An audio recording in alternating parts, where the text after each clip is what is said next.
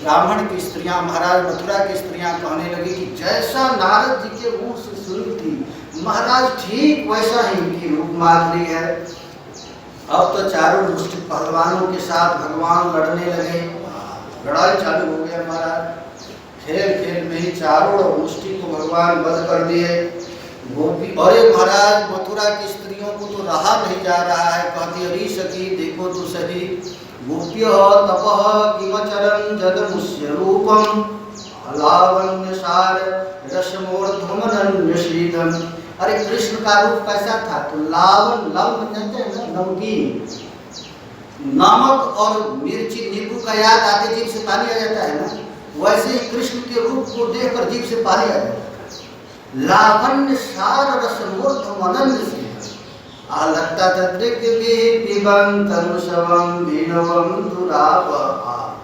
माने श्री कृष्ण के रूप देखने जाए। यादव हने भवने मधुनोपलेप प्रेम कंकनाभरुदितो क्षण मार्जनाद। धन्य है ब्रजबालाएं, खाते सोते बैठते हमेशा कृष्ण की रूप माधुरी का ही वर्णन करते। लगता था कि उनका चित्त कृष्ण रूपी यान पर हमेशा चढ़ा रहता।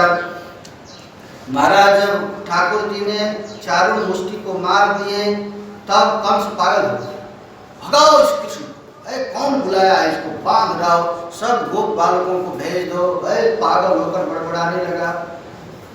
महाराज भगवान श्री कृष्ण कहे ठीक है मामा जी अभी हम आ रहे हैं। और छटक करके ठाकुर जी चले गए और जा करके ठाकुर जी महाराज उसके केश पास को पकड़ लिए और पकड़ करके कहे हमारी मैया देवकी का ऐसे ही केस पकड़े थे ना, अब पकड़ करके खींच कर महाराज सिंहासन से इतना जोर से पटके और पटक करके पूरे ब्रह्मांड की ताकत लेकर उसके देह पर कूद गए। कूदते ही उसका प्राण पखेरु उड़ गया, मर गया। बोलिए कंस निकंदन भगवान श्री कृष्ण जय हो का नारा लगने लगा। महाराज पब्लिक किसी की नहीं होती है, जो वोट में जीत जाता है उसी की गुणगान गाने लगती है। अब तो कंस को छोड़कर कन्हैया का गुणगान चालू करने लगे। महाराज सब कृष्ण की द्वारका, अरे मथुराधीश की जय, मथुराधीश की जय। अब ठाकुर जी गए हैं माता पिता से मिलने के लिए। माता पिता कहे कि हमसे पहले उग्रसेन महाराज के पास जाओ। महाराज उग्रसेन महाराज के पास गए। ठाकुर जी ने महाराज माता पिता की पूजा की। कहे कि जिस बच्चे को अपनी सामर्थ्य है और माता पिता की सेवा नहीं करता है उसको भयंकर नरक की प्राप्ति होती है। हे माँ हे पिता, मैं आप लोगों की सेवा नहीं कर पाया। मातरम पितरम वृद्धम भंजा साधु सुतम शिशु गुरु विप्रम प्रपन्नम च कल्पो भिक्षा स्वसन मृतः। महाराज भगवान ने बहुत सुंदर श्लोक बोले हैं। जो पुरुष समर्थ होकर भी बूढ़े माता पिता पत्नी पत्नी बालक संतान गुरु ब्राह्मण और शरणागत का भरण पोषण नहीं करता वो जीते जी मुर्दा के समान, मरने के बाद भयानक उसको नरक मिलता है। महाराज ठाकुर देवकी वसुदेव देखे तो देवकी जी के 11 वर्ष के बाद उनके स्तन से दूध आ गया और ठाकुर जी दूध पिए, देवकी के दूध पिए हैं। वसुदेव जी कहे कि हमारा लड़का कुछ पढ़ा लिखा नहीं, जीवन भर गैया चराते रह गया, अब उसको पढ़ाना चाहिए। तो महाराज ठाकुर जी को भेज दिया उज्जैन, वहाँ पर भगवान पढ़े। इधर महाराज नंद बाबा इत्यादि जो गए थे वो आए यहाँ। और ठाकुर जी 64 दिन में ही 64 कला में प्रवीण हो। जाकी सहज श्वास श्रुति चारी सो हरि पढ़ यह कौतुक भारी। जिनके सांस से चारों श्रुतियां निकली है वो प्रभु महाराज स्कूल में का था गा पढ़ रहे हैं। आई महाराज प्राणी का सूत्र रट रहे हैं। जिनकी श्रुति से महाराज 64 दिन में 64 कला के प्रवीण हो गए। हाथ जोड़ करके पूछे गुरुदेव से, मैं आप पढ़ाए हैं हमको, मैं आपको दक्षिणा क्या दूं? महाराज गुरु जी कहे कि आप हमारा शिष्य बन गए, इससे भी बड़ी दक्षिणा हो? नहीं गुरु जी ठगिए मत, बिना दक्षिणा का ज्ञान निष्फल हो जाता है, जरूर हम दक्षिणा देंगे।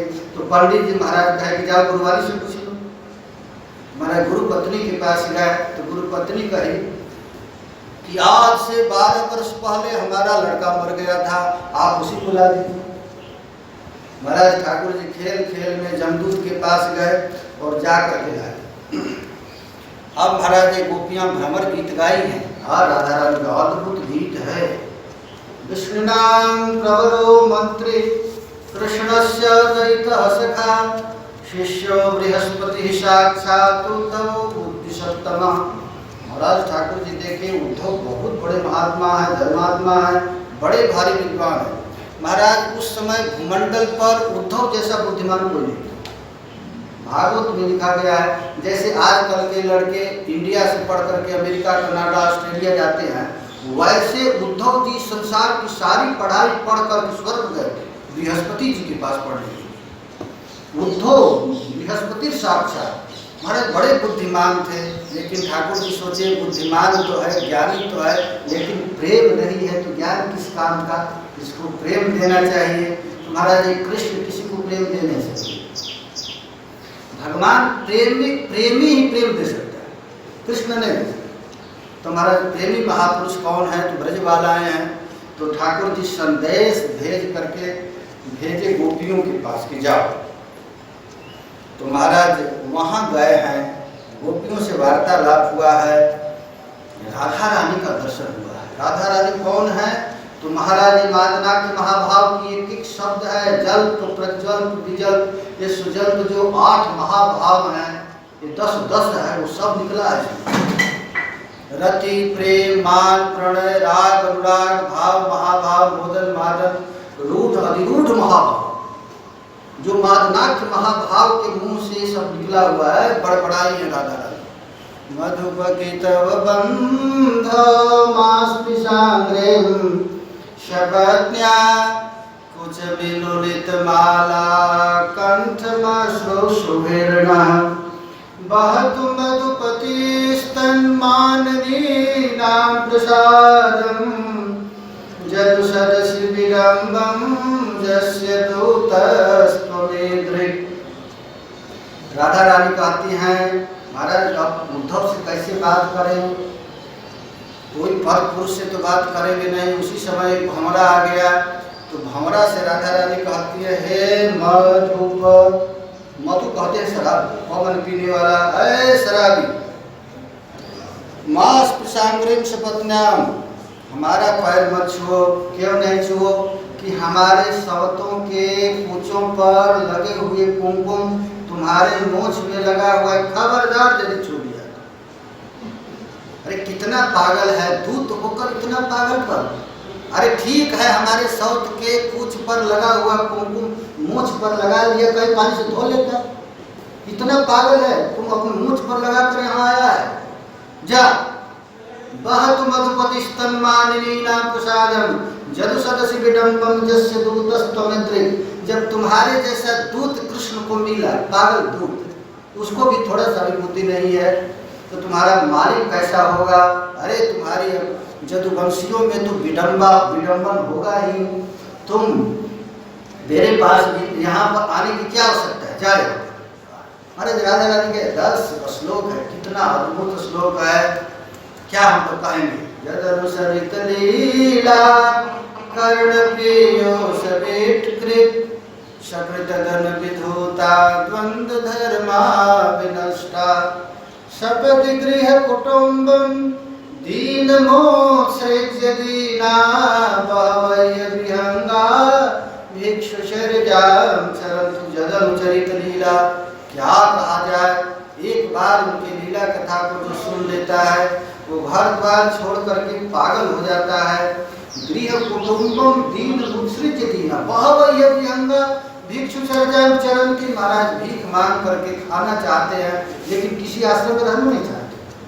एक बार जो कथा सुन लेता है वो पागल हो जाता है, पक्षियों जैसे चुन चुन करके खाना पसंद कर लेता है, लेकिन महाराज मठ मंदिर आश्रम का और पानी पीना नहीं चाहता। राधा रानी कह रहे हैं। इस तरह महाराज ये गीत गाए हैं। इस गीत को सुन करके उद्धव जी तो पागल हो गए।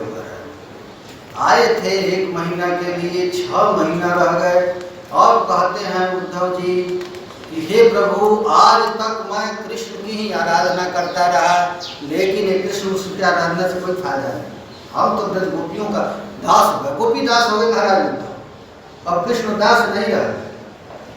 वंदे नंद ब्रजस्त्रीणां पादरेणुमवीक्षणसः जासां हरिकथोद्गीतं पुनाति भुवनत्रयम्। महाराज कृष्ण ये ब्रज सुंदरियों के मुंह से जो ये गीत निकला है ये तीनों लोगों को पवित्र करे।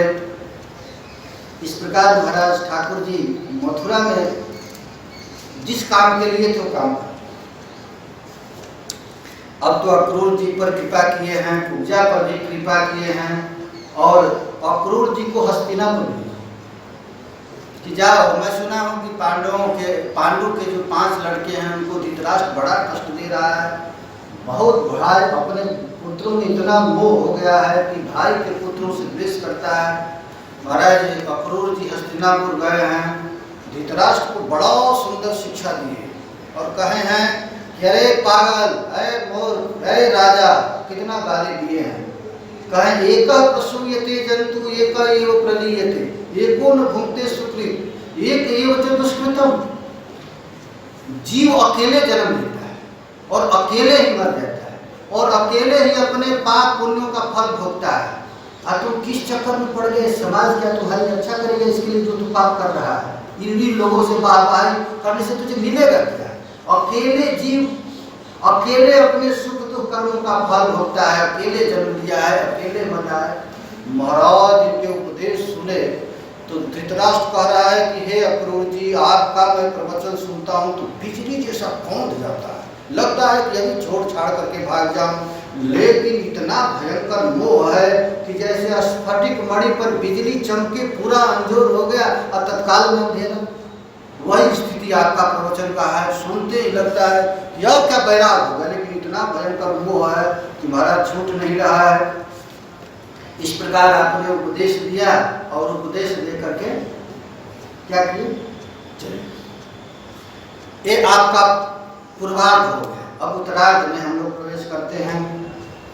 भगवान महाराज जरासंध का वध किए, 17 बार चढ़ाई किया था और एक बार जरासंध प्रतिज्ञा किया कि इस बार यदि मैं हार जाऊंगा तो सब ब्राह्मणों को काट दूंगा। भगवान ब्रह्मण्य देव हैं। ठाकुर जी ने महाराज भाग करके प्रहसन पर्वत पर गए। वहां पर जरासंध ने महाराज उनको जला दिया। भगवान वहीं से छलांग लगाए और चले गए द्वारिका। द्वारिका नगरी बड़ा सुंदर है। वहीं पर रेवत महाराज की एक लड़की थी रेवती, जिससे दाऊ दादा की शादी हुई। भीष्म का एक लड़की जिसकी रुक्मिणी नाम था महाराज, वो नारद जी के मुंह से श्री कृष्ण की रूप माधुरी की वर्णन सुन ली थी। उसने मन ही मन संकल्प कर ली कि मैं तो शादी करूंगी कृष्ण के साथ, कुछ भी हो जाए। महाराज अब तो शादी उसका तय हो गया था शिशुपाल के साथ। उसी समय रुक्मिणी महारानी एक ब्राह्मण को बुलाई और ब्राह्मण को बुला करके कही कि देखो हमारा चिट्ठी ले जाओ और श्री कृष्ण को महाराज दे देना। चिट्ठी में रुक्मिणी महारानी लिखी है, श्रुत्वा गुणान् भुवन सुंदर शेण्वतां ते निर्विश्य कर्ण विवरैर्हरितुङ्गतापं रूपं दृशां दृशिमतामखिलार्थलाभं त्वय्यच्युता विशति चित्रमपत्रपं मे। महाराज कहती है रुक्मिणी महाराज चिट्ठी लिखी है, हे नाथ, जब से आपके गुणों का वर्णन सुनी है हमारा प्रत्येक इंद्रिया निर्लज होकर के आपने प्रवेश कर गया है। हे चित्रमपत्रपं थे, आपकी जैसा कुल है वैसा मेरा भी कुल है। धीर जो स्त्री होती है धीर पति की ही याचना करती है। इसलिए हे नृसिंह, जैसे सिंह अपने आहार को भेड़ियों के बीच से निकाल लेता है, वैसे आप मुझको निकाल लीजिए। महाराज इस चिट्ठी को ठाकुर जी पढ़े तो तुरंत सिंहासन से उतर करके पंडित जी का हाथ पकड़ लिया। पंडित जी कहने नहीं हमारा हाथ नहीं पकड़ना, आपको रुक्मिणी का हाथ पकड़ना है, हमारा हाथ पकड़ने से क्या। तुरंत भगवान चोरी से रथ सजा करके चले गए और जा करके रुक्मिणी जी गिरिजा मंदिर में पूजन कर रही थी। धीरे से ठाकुर जी गए और भगवान के रूप लावण्य को देखकर जितने सैनिक थे बेहोश होकर के पागल हो गए हैं। और तत्काल ठाकुर जी महाराज पानी ग्रहण किए, उसी समय पानी ग्रहण किए, रथ पर बैठाए और रथ पर बैठा करके चले। जब भाग गए तब शिशुपाल दंतवक्त्र जरासंध इत्यादि कहने लगे ले गया। पकड़ो पकड़ो पकड़ो। और भाई उसका भाई दारूकी ने उसने प्रतिज्ञा कर लिया, जब तक मैं कृष्ण को पकड़ करके बांध कर अपने बहन को लौटाऊं नहीं, पुनः गांव में प्रवेश नहीं करूंगा। महाराज 2 अक्षौणी सेना लेकर के श्री कृष्ण के पास चला गया। भगवान खेल खेल में ही सब लोगों को मार करके रुक्मी को पकड़े और पकड़ करके रथ के नीचे बांध। उधर से दाऊ दादा आ रहे थे। दाऊ दादा देखे कि कहे कि अरे लाला तू क्या किया, अरे अब क्यों बांध दिया, अब तो तुम्हारा रुक्मिणी के साथ शादी हो गया, ये तुम्हारा साला हो गया, तुम ऐसा काम क्यों किया, खोलो खोलो। महाराज एक श्लोक में रुक्मिणी को समझाए और एक श्लोक में रुक्मिणी जी को समझाए। ऐसा क्यों करिएगा, आचार्य कह रहे हैं कि अब तो ये बहू हो गई, हमारी एक खुश रहेगी तभी तो एक गिलास पानी भी देंगी। दाऊ दादा बड़े बड़े चालाक हैं, रुक्मिणी को पटियाए। रुक्मिणी महारानी को एकदम खुश कर लिए। लेकिन इसके बाद महाराज ठाकुर जी छोड़ दिए उसको, रुक्मिणी को। वो गया नहीं, वहीं भोजकट नाम का देश बसा लिया। इधर रुक्मिणी महारानी द्वारिका में गई हैं और पूरा द्वारिका को खूब सुंदर सजाया गया। अब फिर ब्राह्म विधि से ये रुक्मिणी जी की शादी 3 तरह से हुआ है। गांधर्व विवाह हुआ है, राक्षस विवाह हुआ है और ब्रह्म विवाह, 3 विवाह हुआ है। एक तो लव लेटर भेजे, प्रेम पत्र, ये गांधर्व विवाह हो गया। राक्षस विवाह पकड़ करके रथ पर ले गए और फिर ब्राह्मणों के द्वारा खूब सज धज करके विवाह किया गया, ब्रह्म विवाह। अब महाराज रुक्मिणी महारानी का विवाह हो गया। इनकी कीर्ति सब जगह गाया जाने लगा। इनका एक लड़का हुआ जिनका नाम था प्रद्युम्न, जिसको सम्रासुर पकड़ करके ले गया। इसके बाद महाराज 16,108 शादियां। इस 16,108 शादी क्यों की ठाकुर जी? केवल राधा रानी की महिमा बताने के लिए, किशोरी जी की महिमा बताने के लिए। ये 16,108 पटरानियों के साथ ठाकुर जी सोते थे और सो करके रात में बड़बड़ाते थे और बड़बड़ा कर कहते थे राधा राधा राधा। ये महाराज स्त्रियां पागल हो जाती थी, कहती थी राधा कौन बुलाया है, हमारे साथ ही सो रहा है, राधा राधा कहता है, राधा कौन है। सब एक दूसरे से पूछने लगी, राधा का कोई नाम ही नहीं आता। महाराज चक्कर हो गया 16,108, राधा कौन है, हमारे साथ हम इनकी सेवा करते, पूजा करते, खिलाती पिलाती नहलाती और रोज जब सोते हैं तो कहते राधा राधा, राधा कौन है। महाराज पता लगाने लगी। रोहिणी महारानी बलराम जी की माता थी, उनके पास गए, उनसे पूछा गया कि राधा कौन है। अरे महाराज राधा का नाम सुनते रोहिणी जी बेहोश होकर गिरती। अरे तुम लोगों को कैसे पता चल गया राधा जी का चरित्र कुछ बता दो, हमारे प्यारे क्यों राधा राधा नाम रटते रहते हैं। महाराज रुक्मिणी महारानी सिंहासन पर बैठी 16,108 बैठ गई हैं और बैठ करके राधा तत्व बता रही है। राधा रानी कौन है? आधाय मूर्धनि यदा पुरुदार गोप्य काम्यम पदम प्रिय गुणई। और क्या है? माने वो प्रिया जी जिनसे सब गोपियों को सुख मिलता है। ये राधा तत्व का वर्णन किए हैं। राधा रानी की महिमा सुन करके कृष्ण पागल हो गए। सुधर्मा सभा में बैठे हुए थे, श्री कृष्ण पागल होकर के खिंचाने लगे। ये राधा कीर्तन है, राधा नाम है, राधा का चरित्र है, श्री कृष्ण खींचता है, सबको श्री कृष्ण खींचते हैं और कृष्ण को राधा रानी खींचते हैं। महाराज कृष्ण पागल होकर के आ गए। गेट पर सुभद्रा जी को बैठा दिया गया था और सुभद्रा जी से कहा गया था कि खबरदार यदि कृष्ण आए तो आने मत देना, नहीं तो कथा बंद हो जाएगी। कृष्ण से भी अधिक ताकतवर राधा रानी का चरित्र है। सुभद्रा जी रोक दी, गौ कान लगाकर के ठाकुर जी सुन रहे हैं राधा की चरित्र। राधा का चरित्र सुनते ही कृष्ण का पैर गल गया, हाथ गल गया, मुंह बड़ा बड़ा, आंख बड़ा बड़ा, नाक बड़ा बड़ा हो गए। पागल दाऊ दादा देखिए क्या हो रहा है, वो है मोदी राधा रानी का चरित्र सुन करके पागल हो गए। महाराज वही जगन्नाथ बलदेव सुभद्रा जो कलयुग में स्थापित किया गया। बोली जगन्नाथ बलदेव सुभद्रा की जय। महाराज इस प्रकार ठाकुर जी ने ये 16,108 विवाह करके राधा उत्कर्ष बढ़ाए, राधा रानी की महिमा बढ़ाए। इधर द्विज नाम के बंदर का वध किए, कौरवों पर कोप किए महाराज दाऊ दादा ने, और शाम का विवाह कराए। इस प्रकार महाराज यहाँ पर वेद स्तुति है। वेद स्तुति में श्रुति भगवती गाती हैं। सुदामा जी का चरित्र है। सुदामा जी का एक अद्भुत चरित्र है महाराज। भगवान श्री कृष्ण ब्रह्मांड देव हैं, ब्राह्मणों को अपना इष्ट मानते हैं। एक गरीब ब्राह्मण की चरण धोए, उसके चरणामृत को अपने सिर पर लगाए और भगवान श्री कृष्ण ने कहे, महाराज पत्रम पुष्पम फलम तोयम वो में भक्ता प्रियक्षति। मैं भक्तों से कुछ चाहता नहीं, पत्र पुष्प फूल जो भी दे दे उसे स्वीकार करता हूँ। इस प्रकार महाराज यहाँ पर ब्रह्मांड देव की महिमा बताए हैं। श्रुति भगवती भगवान श्री कृष्ण की स्तुति करती हैं। ये श्रुतियाँ कैसे भगवान श्री कृष्ण को रिझा डालती हैं, ये भी महाराज यहाँ पर कथा किया गया है। ये श्रुति भगवती क्या कहती हैं, जय जय जय जा जित दोष गृभीत गुणाम त्वमसि यदात्मना समवरोध समस्त भग अग जगदोक शाम खिल सत्यवबोधकते वचिद जयात्मना नुचरतो नुचरे निगम। जय जय। महाराज स्तुति भगवती ठाकुर जी को जगा रही है, हे नाथ उठ जाइए, जय जय जय हो जय हो। भगवान महाराज सोए हुए थे, कहे कि भाई कौन जय जयकारी लगा रहा है, क्या बात है। भगवान कहे कि क्या बात है, बिना स्वार्थ का तो कोई जय जयकारी लगाता नहीं।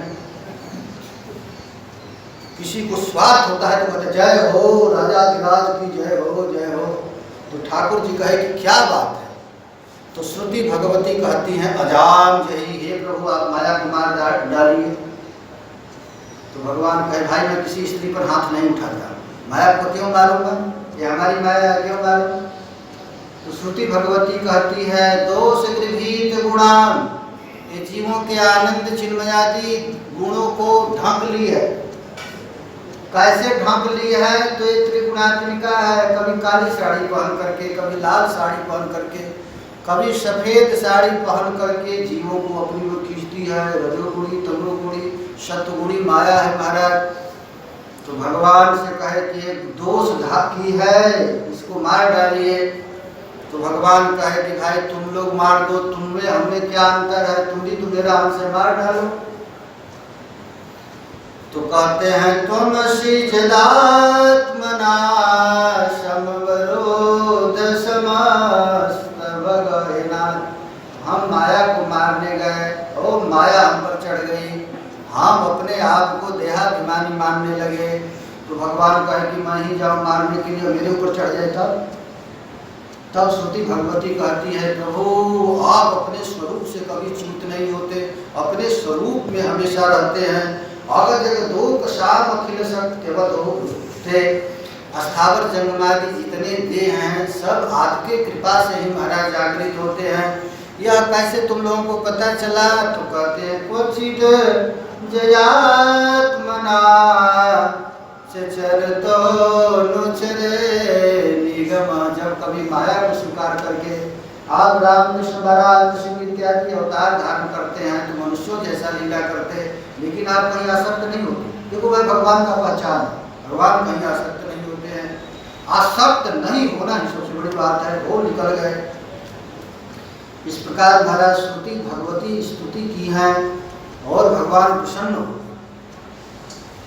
इसके बाद महाराज जदकुल के क्षय की कथा कहा गई है। अब हम लोग एकादश स्कंद में प्रवेश करते हैं। एकादश स्कंद में 31 अध्याय है। इसमें महाराज जदकुल के क्षय की कथा है।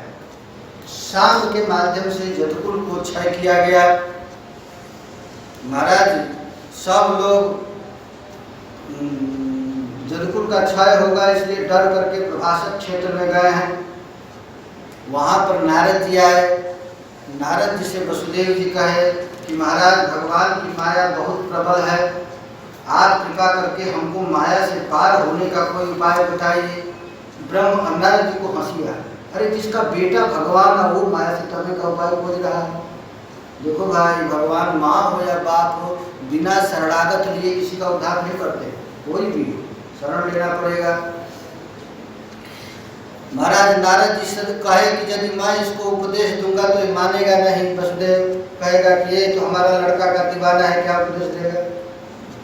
तब नारद जी कहे कि महाराज जैसा आप प्रश्न किए हैं वैसा ही ठीक एक बार निमि महाराज ने प्रश्न किया था, और उसके प्रश्न के उत्तर में साक्षात 9 जोगेश्वर आए थे।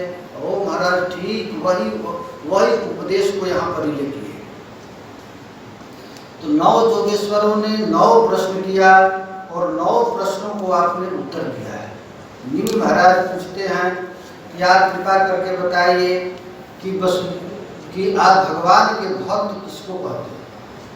महाराज भगवान के प्रेमी भक्तों के विषय में बता रहे हैं कि मनुष्य शरीर बड़ा दुर्लभ है महाराज, बड़ा दुर्लभ है, दुर्लभ होते हुए बड़ा क्षणभंगुर है, कब मर जाएगा कोई निश्चित नहीं है। इसलिए तत्रापि दुर्लभम मन्ये वैकुंठ प्रिय दर्शनम, मनुष्य शरीर से भी अधिक दुर्लभ है। महापुरुषों का संग मिल जाए, महापुरुष के संग के बिना कोई काम नहीं चलने वाला है। उन्होंने बड़ा सुंदर उपदेश दिया है।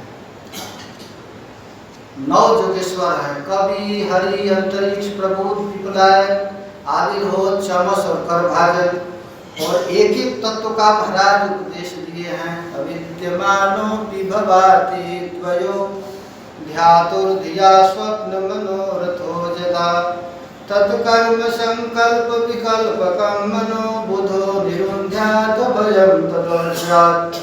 यह संसार केवल दिख रहा है लेकिन है नहीं। ये संसार दिख रहा है लेकिन है नहीं। कैसे? जैसे सपना दिखता है लेकिन सपना नहीं रहता है। जैसे सपना में दिल्ली बम्बे गाड़ी बस सब दिखने लग जाता है लेकिन बेड पर कुछ रहता है क्या? उसी तरह यहाँ जो कुछ भी दिख रहा है केवल दिख रहा है, कुछ है नहीं महाराज, सपना है। स्वप्न मनोरथ हो जदा, तो कैसे सपना टूटेगा? तो तत्कर्म संकल्प विकल्पकम मनो बुधो निरुंध्यात भयम ततः स्यात्। संकल्प विकल्प करने वाले मन को रोक लो, बस ये सारा संसार रुक जाएगा। इस प्रकार महाराज उसी समय वसुदेव जी का मोह का ज्ञान नष्ट हुआ।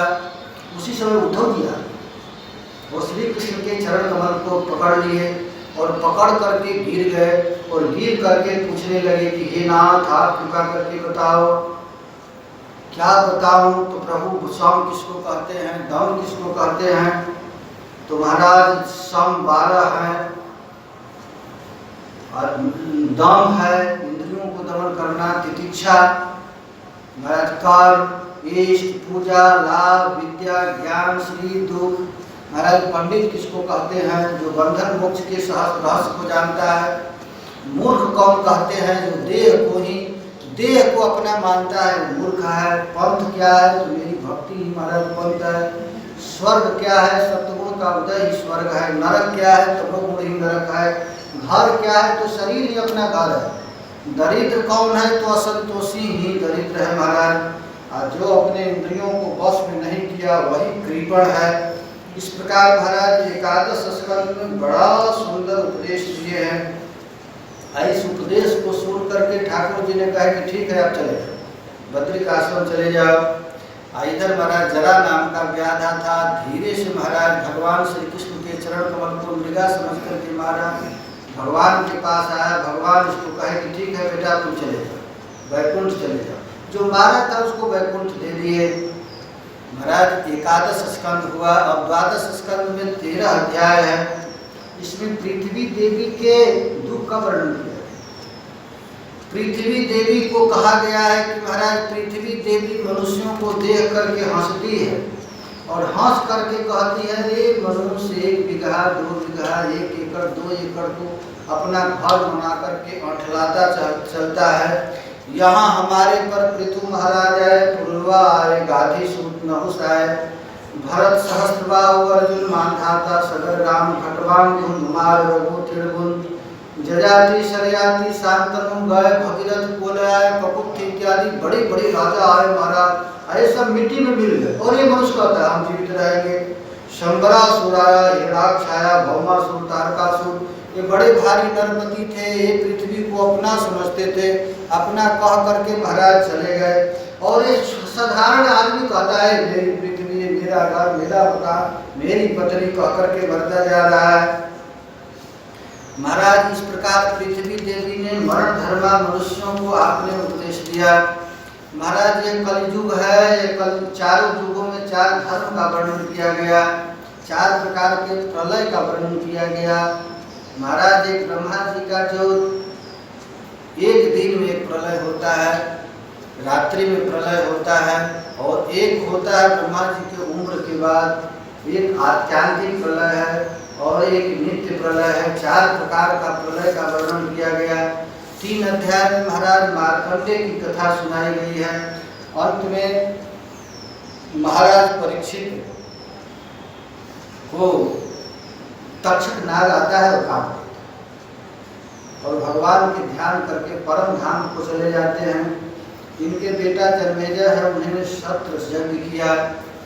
इसके बाद महाराज भागवत में एक अध्याय में पूरे भागवत का अनुक्रमणिका का वर्णन किया गया है, जिसको सुनने मात्र से ही महाराज 18,000 श्लोक सुनने का फल मिल जाता है।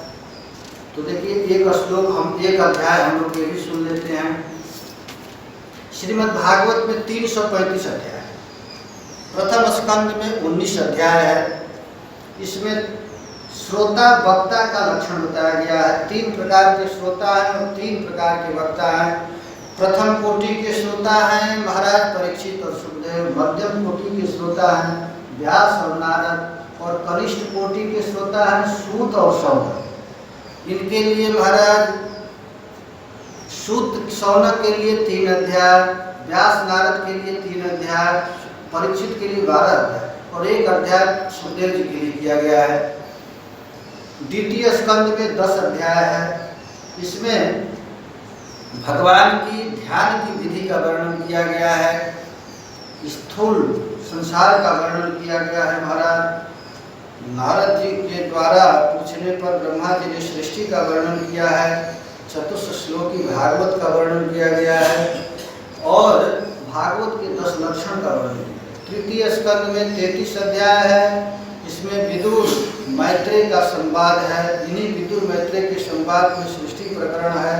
10 प्रकार की सृष्टि वर्णन किया गया है। महाराज स्वयंभू मनु के पुत्रों का, संतानों का वर्णन किया गया है। स्वयंभू मनु के जो लड़के थे इनकी वर्णन, देवहूति महारानी की विवाह का वर्णन, कर्दम जी की तपस्या का वर्णन महाराज इसमें वर्णन किया गया है। और कर्दम जी के पूछने पर, देवहूति के पूछने पर भगवान कपिल ने शांत शास्त्र का उपदेश दिया। चतुर्थ स्कंद में 31 अध्याय है और इसमें धर्म अर्थ काम मोक्ष चारों पुरुषार्थों का वर्णन किया गया है। पंचम स्कंद में 26 अध्याय